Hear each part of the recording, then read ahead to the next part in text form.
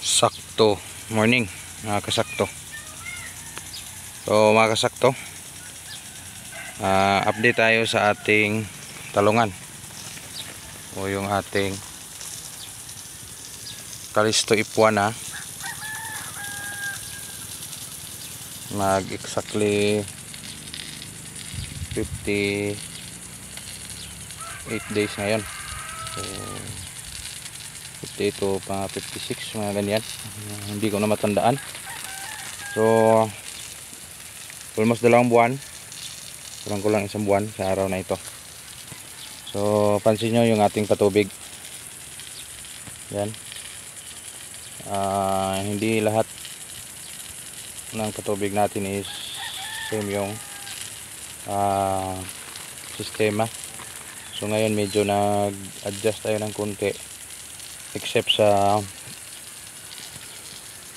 tawag dito na lahat ay toser. So pinagitna ko lang yung dalawang shower. Yung mga sprinkler is sa gilid yan, sprinkler gilid yan, isa, dalawa, tatlo, apat, lima, anim. So yun, anim yan. Yung pinaka last is pinaka powerful. So dito konti lang yung timing nya.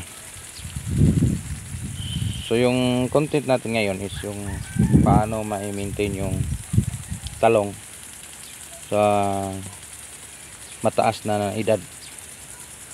Yung edad niya hindi sa stage ng talong, itong sa edad na ito yan, hindi naman nating masabi na matanda na yung ating talong kasi hindi pa tayo nakapag harvest ng bultuhan o expected ba yun bultuhan. So yung mini-maintain ko guys, kinukuha ko yung mga sprout sa ilalim o mga sucker, pares na yung dahon yan. So dito is almost na mag 4 feet. Ito mga kulang-kulang 4 feet na dito. Doon sa baba is hindi pa masyadong usbong. Again, stress yan sa hangin amihan o yung northwest monsoon, bago lang nakapag-recover. Dito hindi naman siya ganun ka pangit. At least may laban siya sa bunga. Yung mga bulaklak niya ay siyempre nagbigay ng magandang bulaklak. So sana mag-develop lahat nito bunga. So sa pagtatanim ng talong, kailangan talaga yung full monitoring lahat ng tanim. Ganyan naman basic yung ating ginagawa. So sa talong natin na edad kulang-kulang 2 buwan, talagang yung patubig at saka pakain at saka painom niya is mai-maintain natin ng maayos for the purpose na gusto nating lumakas yung puno ng talong. Paano ba palakasin yung puno ng talong na tibay siya sa sakit? Siyempre parang tao din yan, yung prescripted natin sa tanim. Pakainin ng maayos, bigyan ng nutrisyon na maayos, equal doon sa binibigay nyo na pagkain. Hindi lahat puro vitamins o synthetic yung binibigay nyo. Kailangan may kanin din. Ano yung kanin na term natin sa pagtatalong? Kanin yung organic pagkain, timing, tamang pasok. Kung yung tanim nyo, wag nang hintayin na nagugutom, wag nang hintayin na kulang siya sa nutrisyon, wag nang hintayin na magre-recover yung tanim nyo. Prevention lang, prevent and prevent. Yun sa prevention nyo.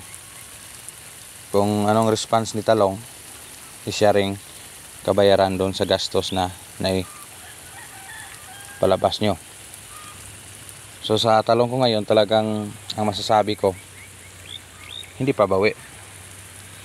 Again, hindi bawi sa aking talong for the purpose na ganito yung kausbong yung bulaklak.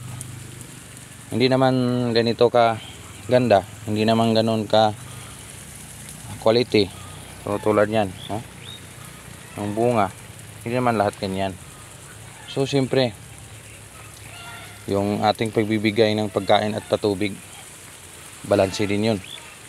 At yung foliar, siyempre yung foliar is yung vitamins niya is equal doon sa pagbibigay ng tamang nutrisyon. Saan ba tayo nagmimiss ng pagkain o yung may kulang tayo?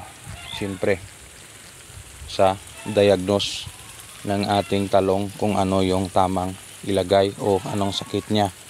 Hindi naman natin lahat alam kung ano yung sakit ng ating talong. Talagang naghihintay tayo sa fully reaction niya. Gaya nito, so fully recover. Hindi lang fully recover, talagang recover na talaga, recovery stage. Sana magtuloy ito. At yung mga ganito napansin natin, tulad yan. So mga pollinators yan, pansin nyo, good pollinators. So sana continue yung kanyang pag-pollinate yan. So sa pagtatalong, kailangan talaga yung fully monitor. Lahat ng tanim kailangan yan. Lahat ng larangan ng pag-aalaga sa tanim kailangan yan. Balanse at equal yung pagtalagay ng pagkain. So yan lang muna, content tips ni Insakto TV sa video kong ito. So sana may nakuha kayong maraming information sa ating video at yung patubig natin. So yun lang ni-share ko. So ngayon naka-anim tayo ngayon, 2 sprinkler at 4 na toaster o yung shower. So sa pagsa-shower talagang balanse, hindi naman todo basa.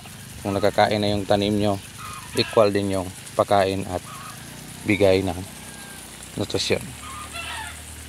Salamat Insakto TV.